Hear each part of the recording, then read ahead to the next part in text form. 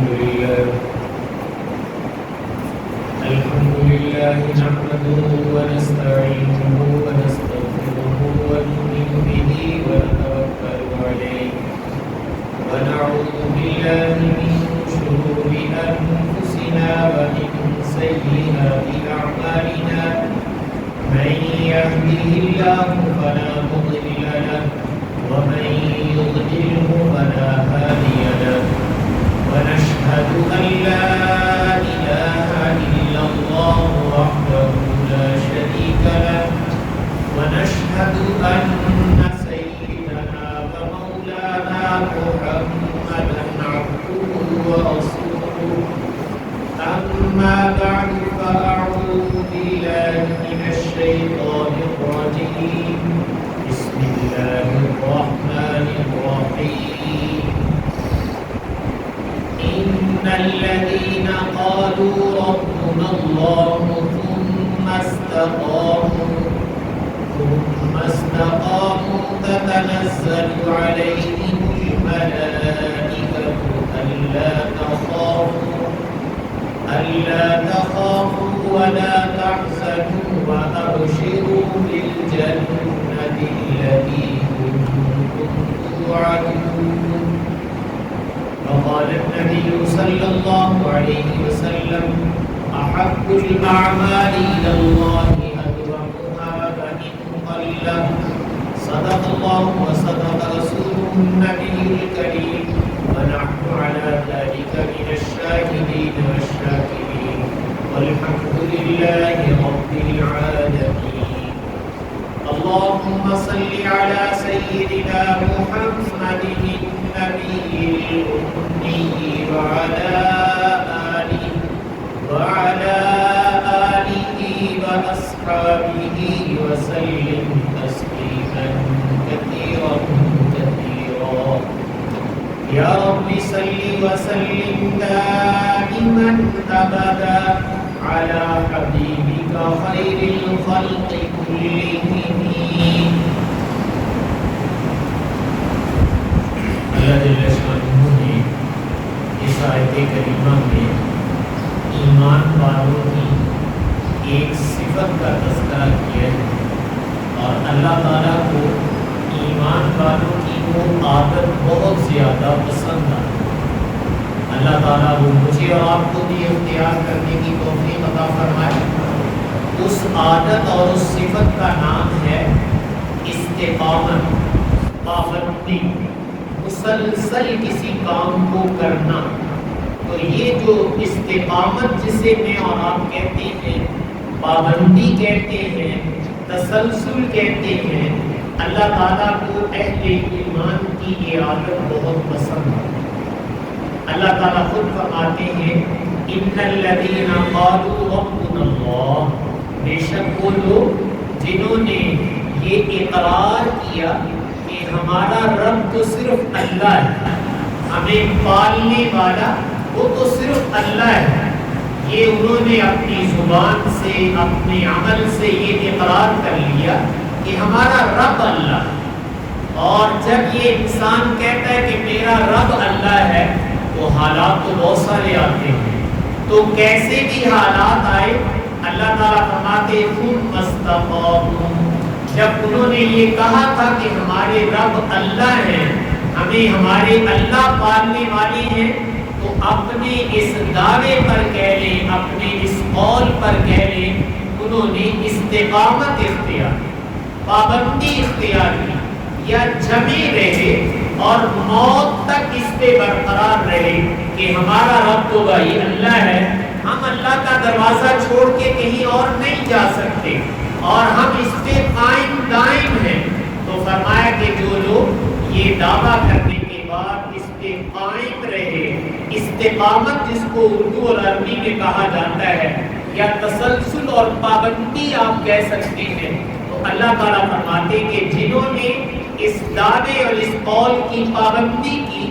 اس عقیدے پر زندگی گزار دی، پوری زندگی یہی کہتے رہے کہ ہمارا رب اللہ ہے، ہمارا پالنے والا اللہ ہے، اور پھر اس پہ استقامت اور پابندی اختیار کی، تو اللہ تعالیٰ کہتے ہیں ہم ان کو موت کے وقت ایک عالی شان انعام عطا فرمائیں، اور وہ بہت ہی عالی شان انعام ہے۔ فرمایا تتنزل علیہم الملائکہ، جب ان کی موت کا وقت آئے گا تو اللہ تعالیٰ انعام جو بھیجیں گے وہ فرشتوں کے ہاتھوں سے دنیا ہی میں بھیج دیں۔ فرمایا تتنزل علیہم الملائکہ،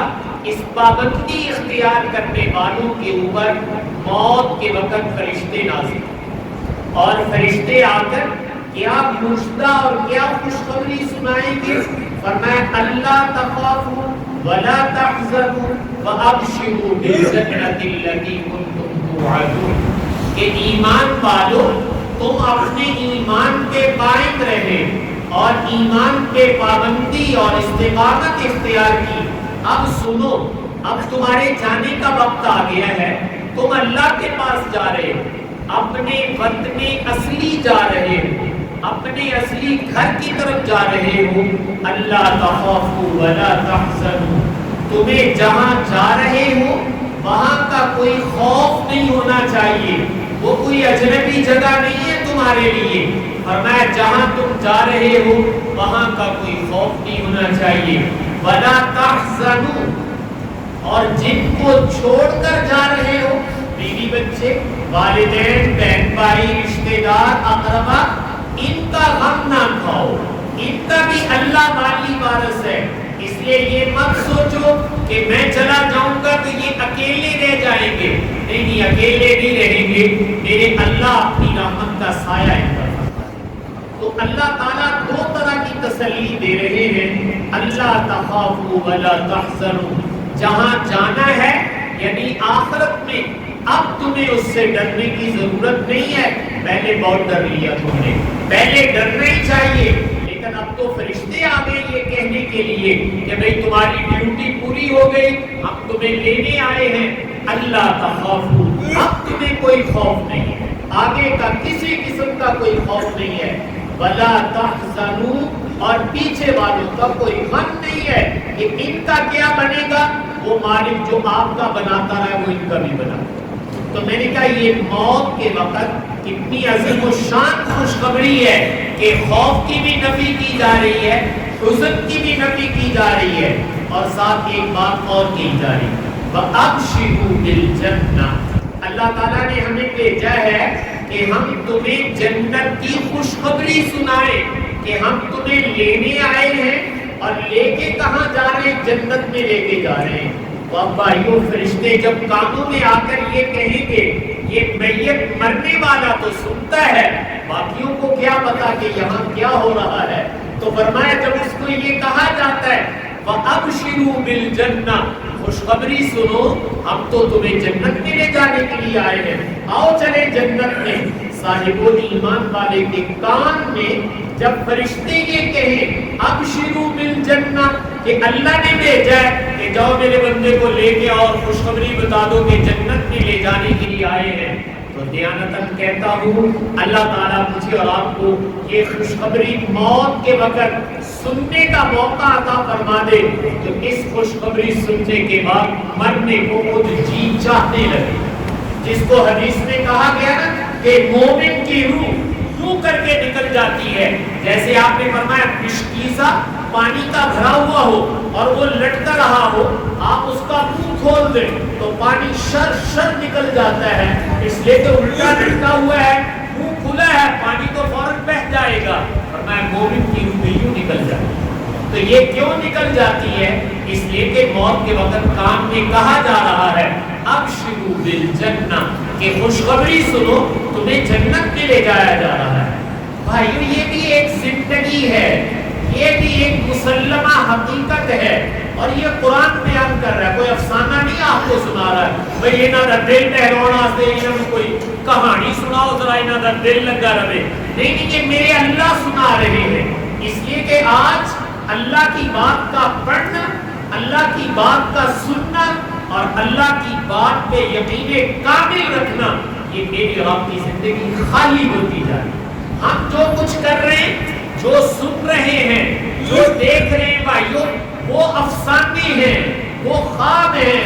وہ آنکھ بند ہوتے ہی نظر آئیں گے، کن افسانوں میں کھوئے رہے، کن خوابوں کے پیچھے چلتے رہے، حقیقت کو کہاں ہم نے نظر انداز کر دیا۔ تو اللہ جو بیان کرے وہ حقیقت ہے، جو میں اور آپ دیکھتے وہ افسانے ہیں۔ اس لیے ہم افسانوں میں کھو کر اپنی حقیقت سے دور ہوتے جا رہے ہیں۔ تو میں نے عرض کیا کہ یہ اللہ تعالیٰ کہہ رہے ہیں بھائی میں تمہیں حقیقت سنانے لگا ہوں، اللہ سے بڑی حقیقت تو کوئی نہیں سنا سکتا۔ اللہ سے ومن اصدق من اللہ قیلا، اللہ سے سچی بات بھی کائنات میں کوئی کہہ سکتا ہے۔ تو اللہ یہ کہہ رہے ہیں کہ تسی مرنا ہے، مرن پہلے تو آڑے کو فرشتے آؤں گے، لیکن شرط ایک ہے ثم استقاموا، پابندی موت تک رکھنا، موسمی لوگ مت بننا بلکہ پابندی موت تک رکھنا۔ ان الذین قالوا ربنا اللہ ثم استقاموا، جنہوں نے یہ کہا کہ ہمارا رب ہمیں پالنے والا صرف اللہ ہے، اور پھر اس پہ استقامت، پابندی، تسلسل اختیار کیا، موت تک قائم رہے اس پر، تو فرمایا موت کے وقت تتنزل علیہم الملائکہ، فرشتے آئیں گے ان کی خدمت میں اور آ کر کہیں گے اللہ تخافوا ولا تحزنوا، ارے خوف نہ کرو، جہاں جا رہے ہو بڑی خوشیوں کی جگہ ہے، اور جن کو چھوڑ کے جا رہے ہو ان کا غم نہ کرو، ابشروا بالجنہ، جنت کی خوشخبری لو، ہم تمہیں جنت میں لے جانے کے لیے آئے ہیں۔ تو بھائیو جس کو موت کے وقت یہ سعادت ملے، اس سے بڑا خوش قسمت کائنات کے اندر کوئی نہیں ہے۔ لیکن یہ سعادت مشکل نہیں ہے، لیکن کام تو بھائی کرنا پڑے گا۔ تو کام کا میں نے نام لیا ہے استقامت اور پابندی۔ ماشاءاللہ آپ حضرات نے رمضان میں اہتمام کیا، روزے رکھے، تراویح، نماز، نفل، ذکر، دعا، تلاوت، یہ سارے کام کرتے رہے۔ تو کیا اللہ تعالیٰ نے یہ کام صرف رمضان کے لیے بنائے ہیں؟ بھائی روزے کر لیا کرو، پھر 11 مہینے تمہیں چھٹی دے دیا کریں گے، ایسا تو کہیں نہیں اللہ نے لکھا۔ اللہ تعالیٰ نے تو کہا ہے وَاعْبُدْ رَبَّكَ حَتَّى يَأْتِيَكَ الْيَقِينُ، میرے حبیب اپنی امت کو بتا کے آؤ اور میری طرف سے اعلان کرو کہ یہ جو سلسلے تم نے شروع کیے ہیں، عبادت، بندگی، اطاعت، فرما برداری، یہ کب تک چلانے ہیں؟ صرف رمضان چلانا ہے؟ فرمایا نہیں، حتیٰ یأتیک الیقین، یہ امت مسلمہ کو پیغام ہے کہ یہ سلسلے موت تک چلنے ہیں، بس خاتمہ ہو تو انہی کاموں کو کرتے ہوئے اللہ تعالیٰ مجھے اور آپ کو موت عطا فرما دے، یہ بہت بڑی سعادت ہوگی۔ تو اس لیے میں نے عرض کیا کہ استقامت اور پابندی جسے آپ کہتے ہیں وہ مجھے اور آپ کو اختیار کرنا ہے۔ تو رمضان کے بعد شیطان اور نفس وہ انسان کو دھوکہ دیتا ہے، اور وہ دھوکہ یہ ہے کہ نیک اعمال جو کر رہے تھے بعض لوگ تو یکسر ہی چھوڑ جاتے ہیں، بعض آہستہ آہستہ اس کو ختم کرنا شروع کر دیتے ہیں۔ تو ایسے نہیں ہونا چاہیے، بلکہ یہ یقین جانیے کہ ہم نے یہ کام انشاءاللہ موت تک کے لیے کرنے ہیں، اور اگر یہ پابندی نبھائی تو پھر جو 3 خوشخبریاں میں نے سنائی ہیں انشاءاللہ موت کے وقت ان کاموں سے اللہ سننے کی توفیق عطا فرمائے گا۔ اللہ تخافوا ولا تحزنوا وابشروا بالجنۃ التي كنتم توعدون۔ پھر یہ کامیابی میں نے کہا جس کو ملے گی اس کا مرنے کو جی چاہنے لگے گا۔ غداً نلقى الأحبة محمدا وحزبا، سیدنا بلال رضی اللہ تعالیٰ عنہ، موت کا وقت قریب ہے اور زبان پر یہ شعر جاری ہے کہ مرنے سے تو نہیں ہم گھبراتے، مر کے تو ہم اپنے محبوب صلی اللہ علیہ وسلم سے جا کر ملیں گے۔ تو جو ان کو ملنے جائے وہ تو کوئی گھبراہٹ کی چیز نہیں ہے، وہ تو شوق کی چیز ہے۔ تو مومن کے لیے موت بھی ایک شوق کی چیز ہوتی ہے، لیکن شرط یہ بھائیو کہ اللہ تعالیٰ مجھے اور آپ کو موت کی تیاری کی توفیق عطا فرمائے۔ تو میں عرض یہ کر رہا تھا کہ ہم پابندی کر لیں، نماز، دیگر عبادات، اس کے ساتھ ایک عبادت جو رسول پاک صلی اللہ علیہ وسلم نے شوال میں بھی اہتمام سے فرمائی۔ آپ صلی اللہ علیہ وسلم نے ایک روایت میں ارشاد فرمایا کہ جو آدمی عید الفطر کے بعد شوال میں 6 روزے رکھ لے، چاہے مسلسل رکھ لے چاہے پورے مہینے میں پورا کر لے، شوال کے مہینے میں 6 روزے رکھ لے، تو آپ صلی اللہ علیہ وسلم نے بعض روایات میں یوں فرمایا کانا کصیام الدہر، یہ ایسے ہو گیا اس نے پورا سال روزے رکھے۔ اللہ تعالیٰ اس کو پورے سال کے روزوں کا ثواب عطا فرما دیں گے جو رمضان کے بعد 6 روزوں کا اہتمام کر لے. میں نے کہا پورے مہینے میں رکھ لے, اکٹھے رکھ لے, جیسے سہولت ہو. تو کانا کصیام الدہر, اگر ہم چاہتے ہیں کہ ہمارے نامہ اعمال کے اندر پورے سال کے روزوں کا ثواب لکھ دیا جائے تو 1 مہینہ تو ہمت کر لی, اس مہینے میں بھی اللہ سے توفیق مانگ لی جائے کہ باری تعالیٰ جہاں 29 روزے رکھنے کی توفیق دی ہے وہاں 6 روزوں کی اور توفیق عطا فرما دو. ان کے لیے کوئی مشکل نہیں ہے, لیکن میرے اور آپ کے مانگنے کی کمی, ہم توفیق مانگتے نہیں ہیں. رسول پاک صلی اللہ علیہ وسلم کی دعا مبارک ہے, اللہم انی اسألک التوفیق لمحابک من الاعمال. یا اللہ میں آپ سے آپ کی اس توفیق کا سوال کرتا ہوں کہ مجھے ان اعمال, ان کاموں کی توفیق ملتی رہے جس سے تیری محبت پیدا ہو, جس سے تیری محبت میرے دل میں پیدا ہو.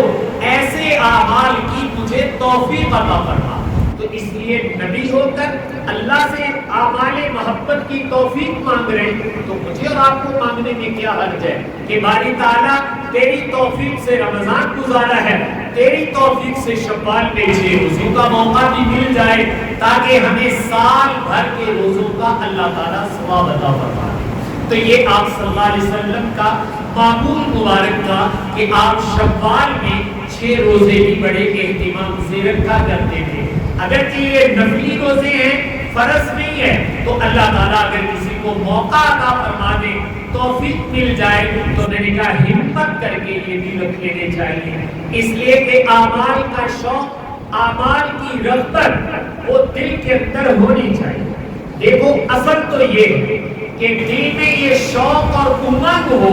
کہ باری تعالیٰ میں بھی یہ کرنا چاہتا ہوں. یہ وہی کرے گا جس کے دل میں فکر آخرت ہے اور جس کو اللہ تعالیٰ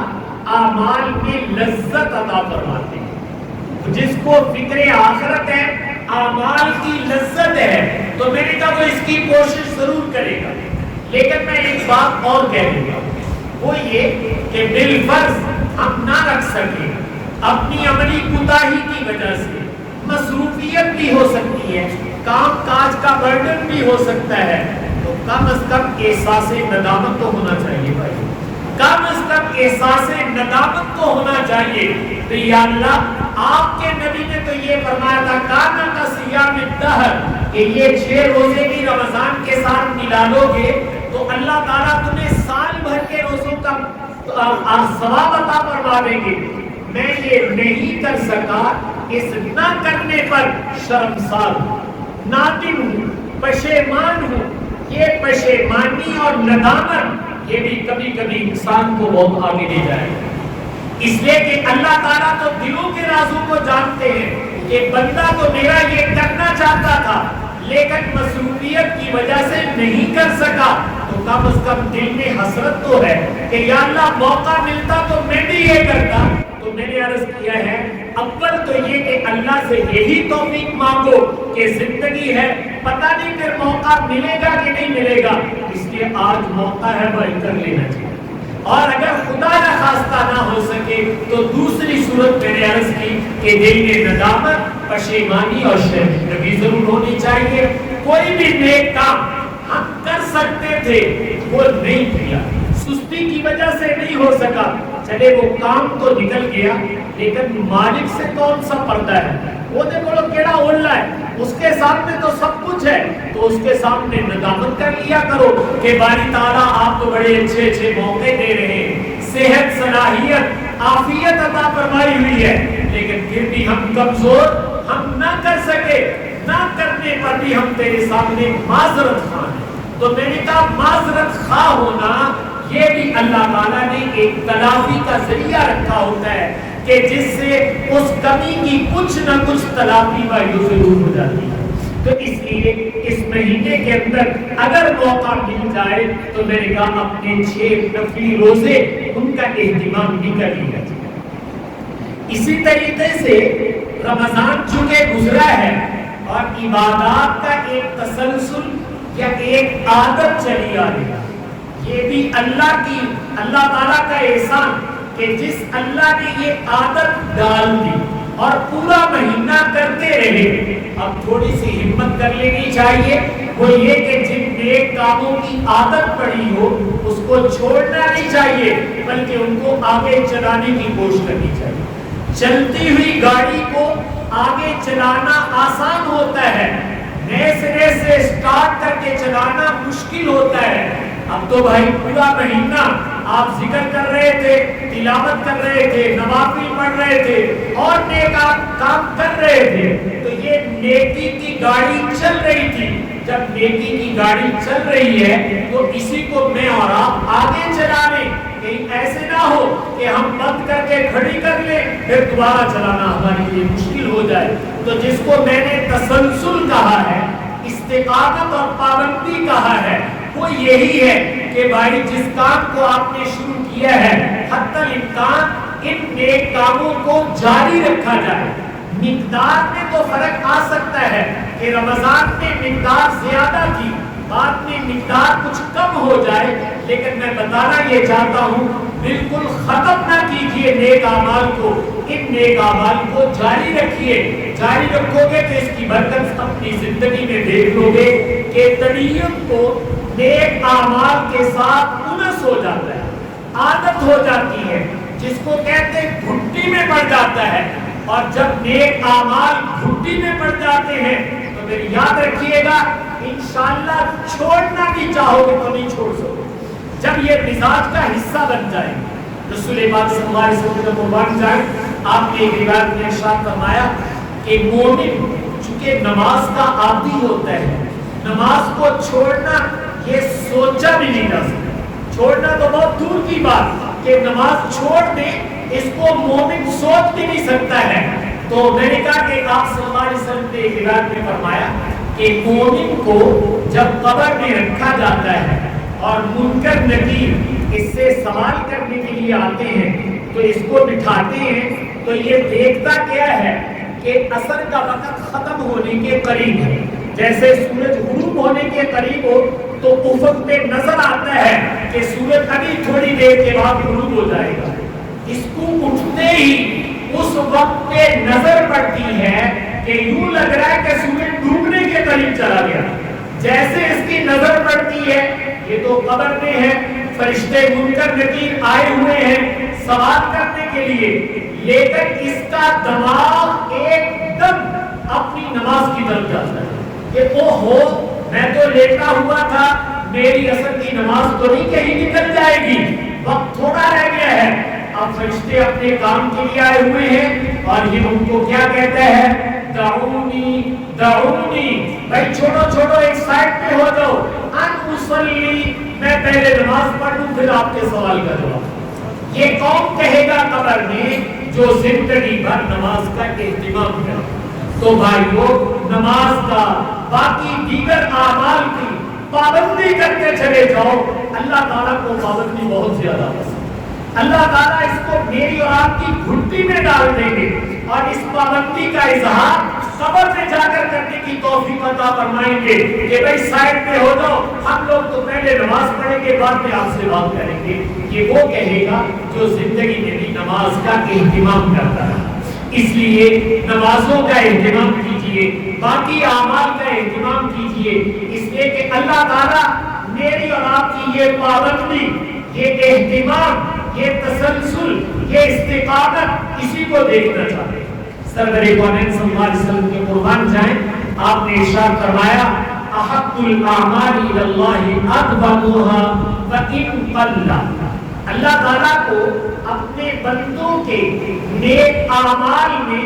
سب سے زیادہ محبوب، سب سے زیادہ اچھے لگنے والے اعمال کون سے ہیں؟ کہ یہ اللہ کے نبی بتا سکتے ہیں۔ میری اور آپ کی رسائی براہ راست تو اللہ کے ساتھ نہیں ہے کہ ہم اللہ سے پوچھیں کہ باری تعالیٰ ساڈا کیڑا من تو بہت چنگا لگ رہا ہے، یہ ہم اللہ سے نہیں پوچھ سکتے، لیکن اللہ کے نبی پوچھ کر بتا سکتے ہیں۔ تو اللہ کے نبی بتا رہے ہیں کہ میری امت کے لوگوں، تمہارے اعمال میں تمہارے اللہ کو سب سے زیادہ محبوب عمل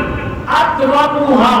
وہ ہے جو تم پابندی سے نبھاتے جاتے۔ पाबंदी से करते जाते हो, जो तुम मुसलसल नेक आमाल पाबंदी से करते हो, हत्तर इम्कान नागा नहीं होने देते,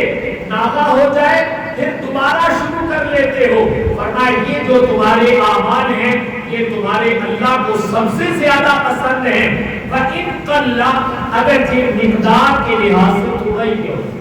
अगर ये तादाद के लिहाज से थोड़ा ही क्यों ना हो, लेकिन पाबंदी अगर तुम करते हो तो तुम्हारा ये अमल तुम्हारे अल्लाह को सबसे ज्यादा अच्छा रहता है। तो इसलिए मैंने अर्ज किया था कि भाई मैं और आप इन नेक आमाल की पाबंदी करें। हालात तो आते जाते रहते हैं, लेकिन हालात से मुतासर होकर अपने आमाल नहीं छोड़ने चाहिए। जैसे दुनिया की ड्यूटियां, हालात कुछ भी हो, पूरी दुनिया अपनी ड्यूटी करने में मुआशी सरगर्मियों में लगी हुई है, तो भाई जैसे मुआशी सरगर्मियां पाबंदी से करते हो तो अपनी आखिरत की सरगर्मियों को क्यों मुअत्तल कर देते हो, अपनी आखिरत के कामों को क्यों छोड़ देते हो, उनको इनसे भी ज्यादा पाबंदी से करो। हजरत आयशा रज़ियल्लाहु ताला अन्हा, आपकी वालिदा माजिदा है उम्मे रूमान रज़ियल्लाहु ताला अन्हा, फौत हो गई। हजरत आयशा रज़ियल्लाहु ताला अन्हा ने रसूल पाक सल्लल्लाहु अलैहि वसल्लम से चाश की नमाज, जो सूरज अच्छी तरह ऊपर हो जाए 9 बजे के करीब, उसकी फजीलत सुनी। हदीस में आता है कि अल्लाह ताला रिज़्क़ की बरकत अता फरमाते हैं, जन्नत में महल बना के देते हैं। तो रसूल पाक सल्लल्लाहु अलैहि वसल्लम ने बतला दिया। तो हज़रत आयशा फरमाती हैं, मैंने जब से रसूल पाक सल्लल्लाहु अलैहि वसल्लम से सुना, मैं चाश की नमाज नहीं छोड़ी, पाबंदी से पढ़ती रही। फिर अपनी पाबंदी को जिक्र करने के लिए कहती हैं, हालांकि नफली नमाज है, छोड़ी भी जा सकती है, लेकिन मैंने आपसे अर्ज किया भाई, जिसको इबादत का चस्का पड़ जाए वो छोड़ना भी चाहे तो नहीं छोड़ सकता है, अल्लाह उसके दिल में डाल देते हैं। तो हज़रत आयशा क्या फरमाती हैं कि मैं इतनी पाबंदी और एहतिमाम से ये नमाज अदा करती हूँ, अगर मेरी वालिदा माजिदा जो फौत हो चुकी हैं, अल्लाह ताला उनको दोबारा जिंदा कर दे, अल्लाह के इख्तियार में है, अल्लाह दोबारा जिंदा कर दे और वो जिंदा होके घर आ जाए, तो कितनी खुशी होगी कि अल्लाह ने मेरी माँ को दोबारा जिंदा कर दिया और वो घर आ गई। फरमाया ये खुशी अपनी जगह, लेकिन माँ के इस आने की खुशी में मैं अपनी ये नफिल नमाज कभी नहीं छोड़ी।